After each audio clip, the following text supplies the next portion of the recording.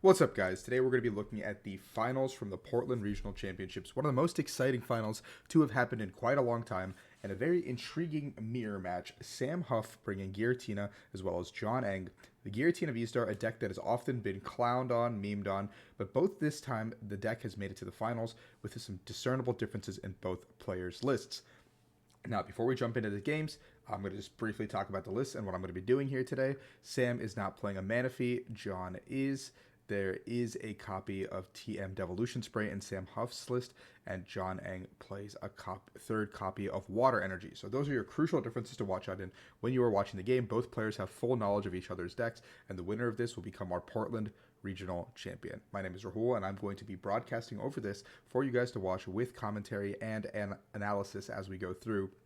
So if you guys like this kind of content, please like and subscribe and leave some other matches in the comments below across the history of the Pokemon TCG that you'd love to see me cover. Now that being said, let's jump right into it. We've got our introduction here for the players. Sam Hough and Jon Eng, both incredibly accomplished players in both their seniors and masters career, both looking for that regional win in their masters career. Sam Hough with a top 4 at the World Championships, actually in the masters division in 2016. And then since then, Sam usually only plays 1 or 2 events a year, and he kind of shows up and shows out every single time. Sam has been a modicum of consistency, one of the best players the game has seen. And on the flip side, we have Jon Eng, a player who has consistently gone to multiple events and top 8'd a ton in a row. You can see here with his 4 most recent finishes, those were all in like a very short span. Those were in like a 3-month span where Jon rattled off 4 top 8s at majors, including a top 4 in an international. And with these tournaments getting bigger and harder every single day, you can see that how difficult it is. With the prizes being placed out, the most important things to note is just the Super Rod from Sam's side and the Mirage Gate and Psychic from Jon's side. Both players want to choose to go second in this mirror match, despite the there's a kiss from Jon, despite the person being able to use chorus. It's more beneficial to just go second, set up your board, and get a cram hit off if possible, or even abyss seeking and just set up your board. We see the escape rope, we see just setting up from Sam. Path to the Peak being probably one of the most dead cards in this matchup, just because once a path hits the board, the path is not moving from both players. Neither play vacuum. A Jet Energy leaving. Sam left with a choice to keep that Super Rod in that choice. And good for Sam, because if he had gotten rid of that Super Rod, that would have been his only Super Rod to work with for the game, so he would have been left with nothing. Pulling out his little notepad, if you guys are not used to taking notes, it is a great way for players to keep track of their 6 prize cards across an entire tournament. You don't have to write down all 6 of your prize cards at all times, but players do like to make sure that they know 1 or 2 important cards, like maybe Sam will see here, hey, my Super Rod is not in the deck, let's make sure we write that down. So when you're making a play later, especially with a deck that uses flower selecting and you put a card at the top, or you get rid of a card every single turn using Comfy or even multiple cards, this is crucial to just realizing, hey, what's left, what's not there. And we're going to see Sam go ahead and grab that Greninja, being able to utilize it first before Jon can go into that Path to the Peak. There are multiple win conditions here. The mirror matchup goes in a very interesting way where both players want to avoid going down to 3 prizes as soon as possible. You kind of want to go to the 4 prize turn and then jump to 2 if possible, taking out a Giratina at that point, because once both players activate Roxanne, then the hands start getting disrupted. That's the moment where the game starts devolving. Jon has an incredibly good hand here with a Battle VIP pass and a Giratina already in it. Jon counting his Pokemon. Some players do like to move their Pokemon to the front and the energies to the back just to do a quick deck search. Whatever helps you count your stuff. Everyone's got their own methods to their madness. And in this situation, Jon is going ahead and grabbing the Cram. He's seeing that he's got pretty much all the pieces he wants. Cram and Tina. Maybe a Cram and a Comfy. Cram and Tina it is. He's got the Comfy and Tina already in hand. Double checking all the other little pieces that may or may not be in the deck. Hopefully noticing that he has prized a Psychic Energy. The Bronze Gate might not be so obvious off the rip. But a Psychic Energy, especially in a deck like this that only plays 4, should be something to note as a player of Jon's caliber. Especially in the finals, you should know if there's an energy prized or specifically some of those 1 or 2 of cards. Something like a Mirage Gate, definitely excusable to not know if it's there. We're going to see the Colress's Experiment. That's a tough Colress's Experiment off the rip. You can see that there is the Nest Ball might be an easy choice, but getting rid of a Super Rod early doesn't feel good for Jon here. He's got to keep the water. He's got to keep the Colress for next turn, and the Mirage Gate seems like a card to keep.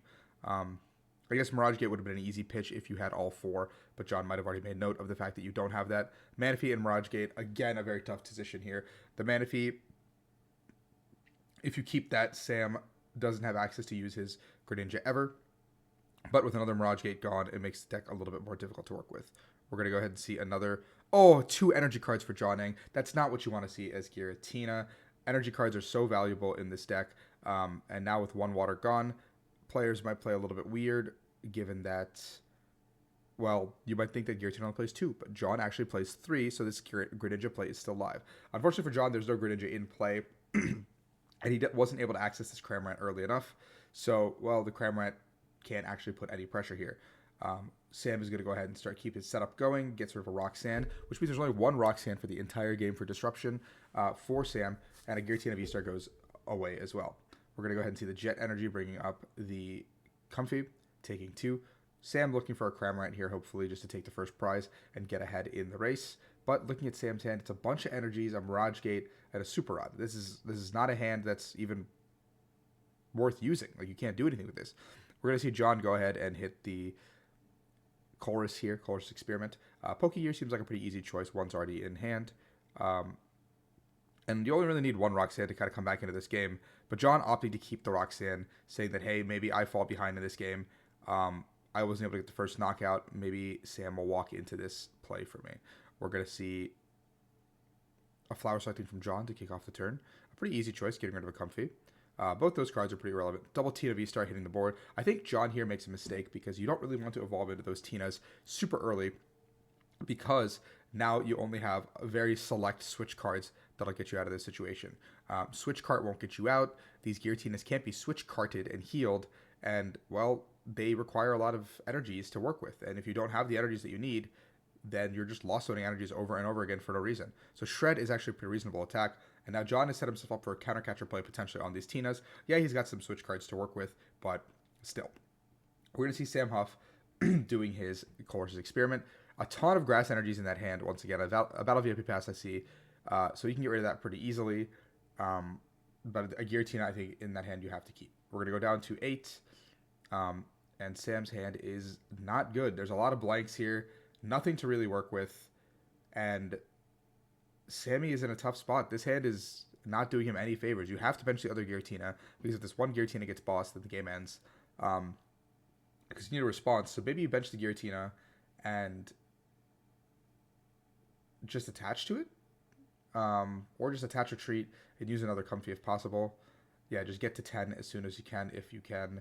We're going to see a VIP pass, a very easy choice. Chorus into the hand. Now, this is a turn where if you are Jon, all you want to be doing is maybe get some energies onto the board, maybe just get your board all prepped up, but you never, ever, ever go down to 3 prizes here. You see that Sam hasn't been doing anything, and even if he has a boss on a Giratina to take 2 prizes, then you have the response Giratina on your own end, and you can just, run away with the game by putting another Giratina into play if you want to. But here you just want to take the 1 prize with the Cramorant, you just use those Mirage Gates. Jon now using, I believe, every Mirage Gate available to him with 1 left in the prize cards. He should know this at this point, that there's no more Mirage Gates available to him, so you just want to partition out your energies in a way that makes the most sense. Yep, just load up 2 Giratinas if possible. Yep, and attach 1 to the other one. Jon going for the Pokegear here, seeing the boss's orders, grabbing it. This is a turn where I wouldn't want a boss, because you know that both players can't disrupt. Unless Roxanne is activated. So in this situation, I would probably just, oh, nope, Jon goes in and does the boss's orders and uses a switch card and decides to Lost Zone 2 of his energies to get to 10. Now, Sam's hand is actually way better than it was before. Sam can go ahead and get into this Giratina V-Star. He has access to Super Rod, putting back the energies that he can go ahead and Mirage Gate onto the active.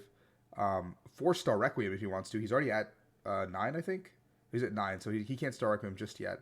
But he can attack for 280. It's not the biggest thing in the world. He's got the attachment for turn, the Giratina V-Star, the Counter Catcher, and the Roxanne. A powerful turn from Sam coming back into this game, putting Jon at 2 cards with no Mirage Gates available to him. Very few switch cards, as he's been using switch cards and switches pretty liberally. Jon needing to wait for Sam to fall into the Roxanne range, but if Sam can go back-to-back boss's orders on these, or boss and counter catcher on these two Tina V stars, the game will effectively be over because Jon doesn't have a great response into this. Jon going with the Comfy, looking for a piece, just grabbing the Tina V, putting himself in a position to have another response if this one goes down. But we as the viewers know that Jon does not have access to another Mirage Gate, so this Tina can't be powered up in one turn. Jon's out of gas. Taking that prize card to go down to 3 prize cards preemptively was a mistake. You always take the knockout here with the Cramorant. Put yourself at 4. Sam is playing on a hand that you know isn't good. He's not been doing anything for a couple turns. And then you just go ahead and do boss in back-to-back turns. We're going to see the escape rope. Sam putting up the Giratina, denying Jon that prize even with Cramorant. Just saying, hey, I don't want you to take a prize card and put yourself at 2. I don't want any shenanigans to win this game at the end, so I'm going to go ahead and do this. Jon having a difficult decision here, deciding whether or not to attach this energy potentially and hit for 110. Jon knowing his resources are very limited at this point in time, and he's going to go ahead and just pass. Just dig deeper into your deck if you can. Now, we see that Sam already has a bunch of switching cards. The Roxanne advantage is so tremendous. Just the fact that you have 4 more cards than your opponent and you are taking prize cards in that turn means that you are getting so far ahead in terms of card advantage. And if the board is set up like it is now, then you're just stealing control back. The first player to go down to 3 without a well-established board is the one who loses. And in this game, Jon did not have a well-established board. Attacking with Cramorant and having 2 threats on the board seems way better than having 1 threat on the board and going down into Roxanne range. There's just so much firepower that's lost in that process. We're going to go ahead and see Sam go ahead and grab a Sableye, just setting up for damage spread and taking those last prizes all at once. Switch card into the Sableye, and we're going to see the attach here. If I was Sam, I would take out the Cramorant here for the free prize, and I'd probably put 1 damage counter on like Manaphy probably, or Comfy, somewhere. Just that can't really be switch carded. The Cramorant's the only thing that can take a prize here reliably, and if Jon wants to use now Jon's best play is to Star Requiem this Sableye, which is very low value. Like, Jon has to go Roxanne, Star Requiem the Sableye, and kind of pray that Sam doesn't have the response, which is a really bad feeling. But yeah, you have to get rid of the Sableye. You need to keep the switch. Yeah, if you're Jon, you just got to keep digging. This turn might have been a turn to Star Requiem, if possible. I mean, you have to dig for the Roxanne. That's really all we're looking for here. There's a Jet Energy and a Switch. Oh, not feeling good about any of this. And Counter Catcher isn't live yet, so Jon can be a little bit relieved that the bench guy is maybe okay. But we see Sam go into the other boss's orders, which puts him in a really good spot if he wants to just take out this Giratina V-Star this turn, putting 2 of Jon's Giratina V-Stars in the discard, leaving him on finding a Rod, a Mirage Gate, and another Giratina V-Star off of the hand that obviously till now he has not been doing anything with. So if Sam can go ahead and take out this Giratina V-Star on the bench with his own, the game is effectively over. But if you're Sam, you can also play it safe, power up both Giratina V-Stars, know that Jon doesn't really have an answer into what's happening. Chorus into Chorus, it's a pretty funny one there. Also, the Comfy on the bench hasn't been used this turn. We're going to see the boss on the Giratina V instead. And we're going to see Sam Hough take the knockout there and put 5. I would just split the damage like 2-2-2 or something. Just make it really difficult for Jon to switch card all the Pokemon. Sam now going down to 2.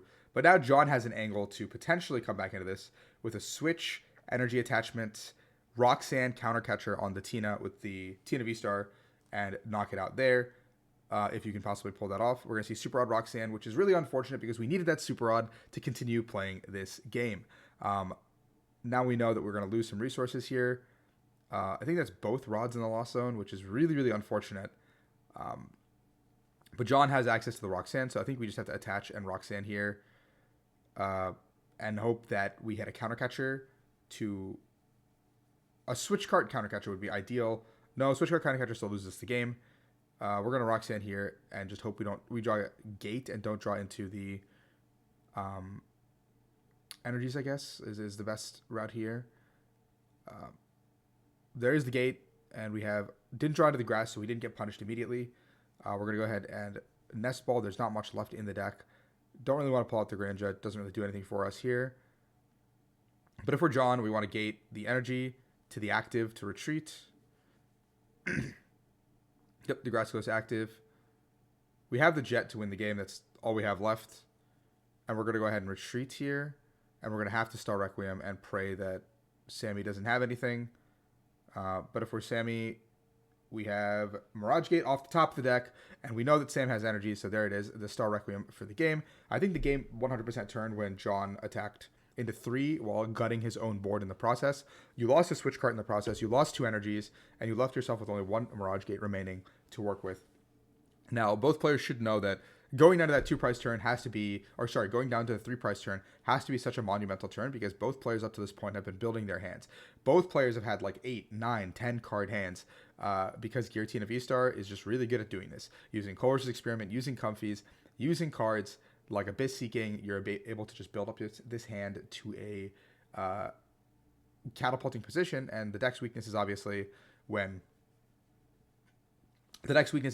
you just can't like keep that big hand and you don't have a board with it.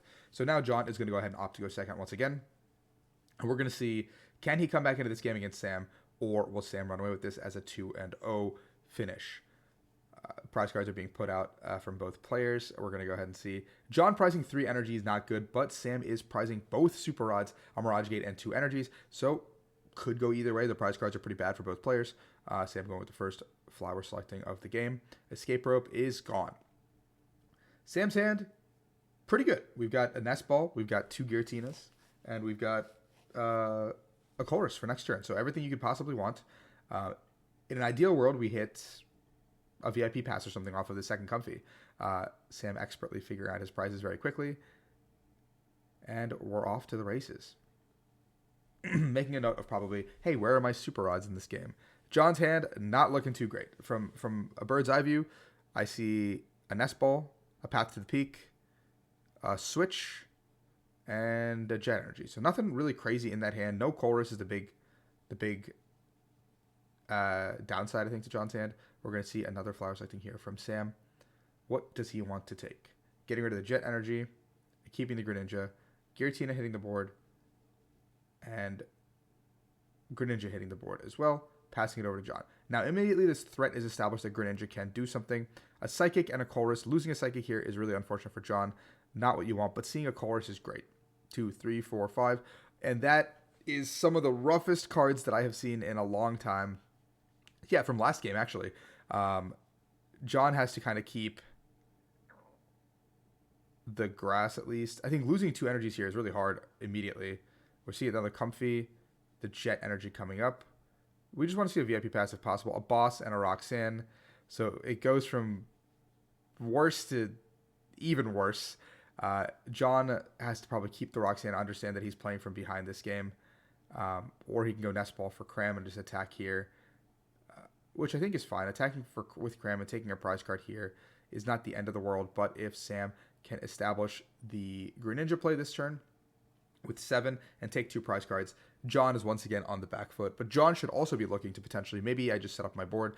Maybe I just get more pieces into play and get my hand bigger because it's not very good right now. Yeah, there it is. Jon's just going to play it safe and from behind. Maybe I just get Tina into play, get my board up and running, and let Sam take those prize cards. Let him get up ahead, and then I'll Roxanne and come back into the game. We're going to see the Sableye hitting the board just in case of an Escape Rope. Sammy with the second Course Experiment to kick off the game. Things are going as ideally as you could want for Sammy. Some of these lost on targets aren't great, but that Path is a freebie, and maybe that Jet, you don't need that possibly. The other Tina V you probably need to keep just for the sake of the game, and you might not even need the Chorus, honestly, but keeping a Chorus here this early in the game feels pretty good. We're going to go see the Path and the Psychic leave the board. And a flower selecting from our friend Sam. There's a Boss's Order gone. 1 in the Lost Zone. Jet Energy hitting the board here. VIP Pass, an easy decision. Giratina V hitting the board. Cram, there it is.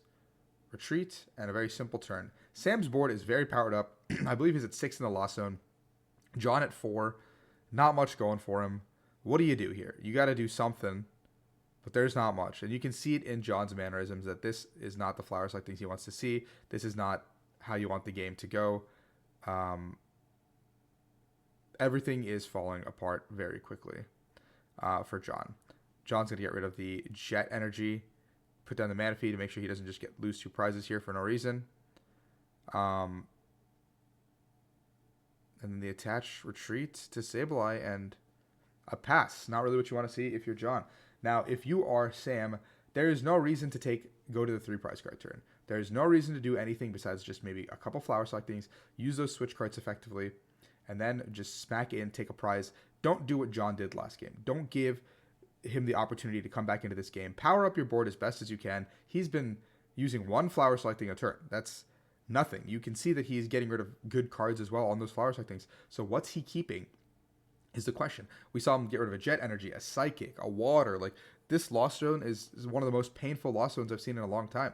We're going to see Sammy switch card into the Giratina and do the exact same thing that Jon did for him. You know, friends are throwing for each other. Getting rid of a second Psychic Energy and keeping the grass might also be a little bit of a mistake here. And we're going to go ahead and see Jon just slam the Roxanne. Sammy, losing 2 Psychics here means that he only has 2 Psychics to work with for the game. And I think there's 1 prize, I think I remember. So getting rid of a grass is, I think, more optimal every single time here.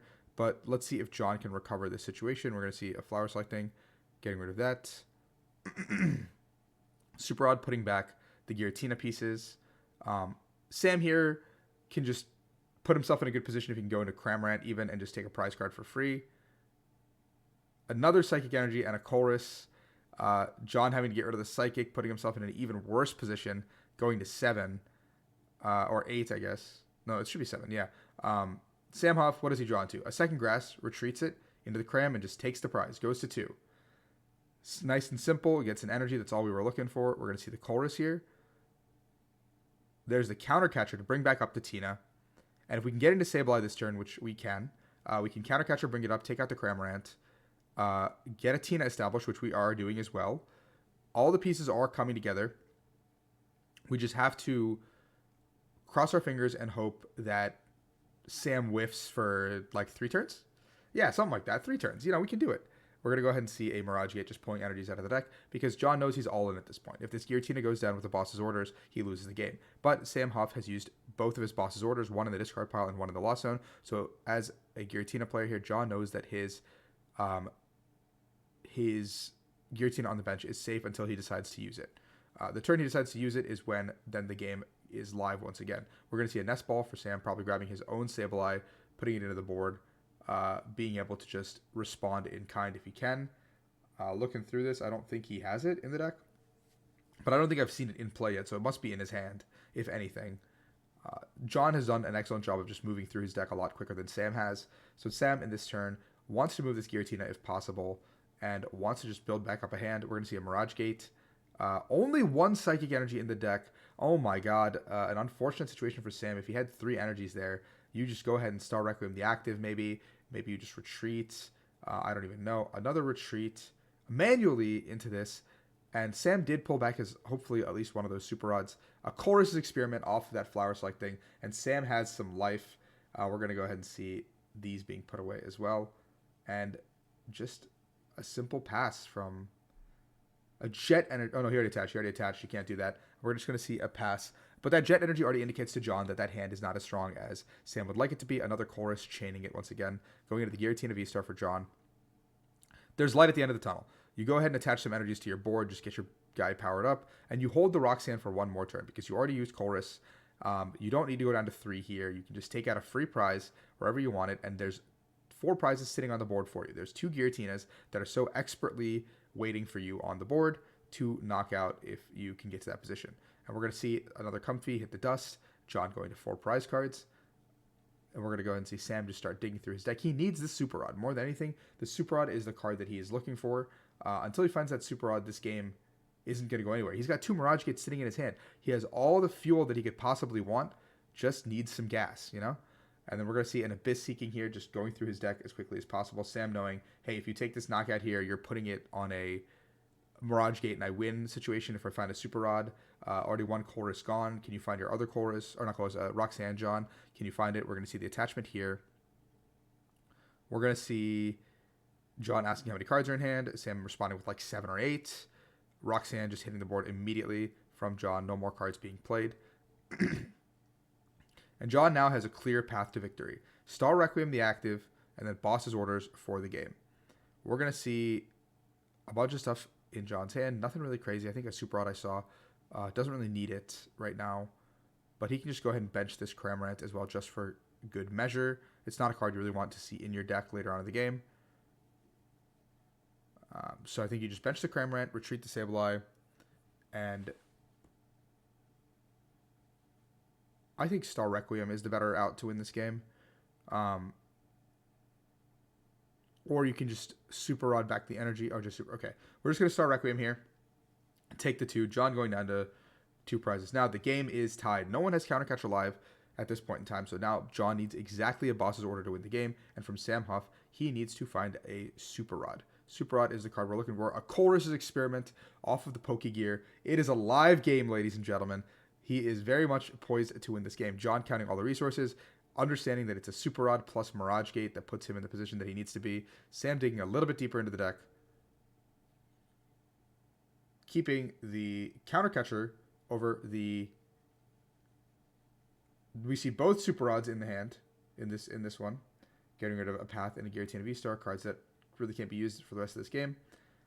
We're going to see the Super Rod putting back a couple of energies. Yep, perfect from Sam Hough here. Just his deck is now very thin. There's not very many cards to work with. There are a bunch of Mirage Gates in the deck. I think there's one in his hand. He's 1 energy short, I think, of winning this game. Jon drawing for the turn. Nest Ball, thinning out his deck as best as possible. Just seeing what are my outs to potentially finding this Boss's orders to win the game. Or if Jon wants to, he can just retreat.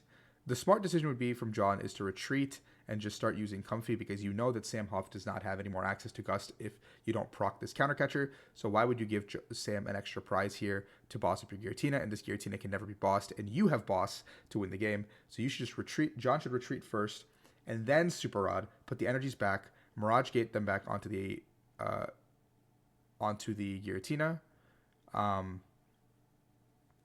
The ones that you just got rid of, and then you can just start using Comfy to try to find the pieces that you're looking for. If you find Boss's Order immediately, it'd be very nice, but you have time. You have nothing but time. There's a Pokegear, and there's the Boss's Orders, and Jon just wins the game immediately. But you don't even have to retreat there, I think. Or you can just switch, or you have a switch in hand. Jon can dig a little bit deeper after the Rod, but Sam putting himself in a board position that completely locked himself and losing or having both Super Rod prize early and not being able to find those energies later in the game really did end up hurting Sam more than he wanted it to. He had all the Mirage Gates at the end of the game, but he couldn't close it out. And Jon expertly coming back from a board that looked honestly miserable to work with a very strategic Roxanne and timely Sableye damage to win this game. This game was won on margins. One small thing that goes Sam's way, the game ends every other way. 9 out of 10 times if you replay this game from those positions, Sam wins. If he just takes that prize and doesn't go down to 3. So both players making the same mistake in games 1 and 2, showing you that the Tina Mirror is very intricate, but small mistakes can be very punishing. Whoever went and made the mistake lost the game. So let's see if this time that happens. Jon has a mulligan here, and Sam opting to probably go second. If you're Jon, you have the man. You have 3 water energies. So if you're going first, what I want to see from Jon is aggressively set up your board to try to get the Greninja play off if possible, because, oh my god, 2 Giratinas and a Cramorant and 2 Chorus Experiment on Sam's side. This is probably the biggest nightmare scenario you could ask for from both players. Oh my god. A barn burner of a game. Jon counting his prize cards and immediately look at that expression. He knows what's in the deck, what's not in the deck. Sam's gonna know in a second too when he grabs those cards. We're gonna go ahead and grab the 2 Comfies out of the deck. Switch card in hand. Theoretically, I think Jon should just aggressively play for the Greninja turn 2 play if you can possibly pull it off. Go to 4 prize cards, taking out 2 Comfies, and then try to get Giratinas out of your prize cards, because 1 Giratina is not going to win you the game. We're going to go ahead and see the Comfy. Flower selecting. VIP Pass and Super Odd, but I don't think you really need VIP Pass anymore for this turn. Maybe you do. Go grab another Comfy, grab a Greninja, draw some cards. That's probably the correct route here. If you lean into the Greninja play, I think you're in a good spot. So I think you just go for that route. Jon being cautious because he knows that if this one Giratina goes down, he's in a lot of trouble. Yep, go ahead and grab the Greninja, I think. We're going to grab Manaphy instead. Just Giratina can never get to 7 on turn 1, so keep that in mind, guys. So this guy might have been a little bit preemptive. But we're going to go ahead and see the boss's order leaving the board. Another flower selecting, a Jet Energy gone. We're going to go to 3, and over to Sam. Sam finding a Colress's Experiment, even though 2 are prized. And he finds the other Colress's Experiment. All of them are there. A bunch of switching cards in Sammy's hand, but there's not a single other Pokemon to work with. There is no Comfy. There is no ball cards. He has, I think, every single switch card that his deck has to offer, but just an Abyss Seeking. Just an Abyss Seeking, and it's Jon's turn. Can Jon close it out here? Colress's Experiment to start. We see a Switch, Gate, and Jet Energy. I think that is it. We're going to go ahead and see another flower selecting here from Jon. 1, 2. Keep the Psychic, I believe. Yep. The only way this is a nightmare is if we lose any more energy, and I don't think we want to. And it doesn't matter. There it is. We're going to go ahead and Jet to the active. Giratina V-Star, Mirage Gate, and an electrifying ending. And Jon Eng is your Portland Regional Champion against all odds. An incredible comeback in Game 2 into a donk in the 3rd game. Congratulations to Jon. That's my teammate up there, my brother, and he is our Regional Champion. Thank you guys for watching this VOD. If you guys enjoyed this commentary, please let me know in the comments below what I can do better. I want to work on my commentary skills, and I want to go ahead and be an analytical provider for you guys so you guys know what gets done better in each turn and what could have done better throughout the game to improve as a player. So thank you for watching. I appreciate all of your love and support. Please like and subscribe, and peace out, guys. Have a great day.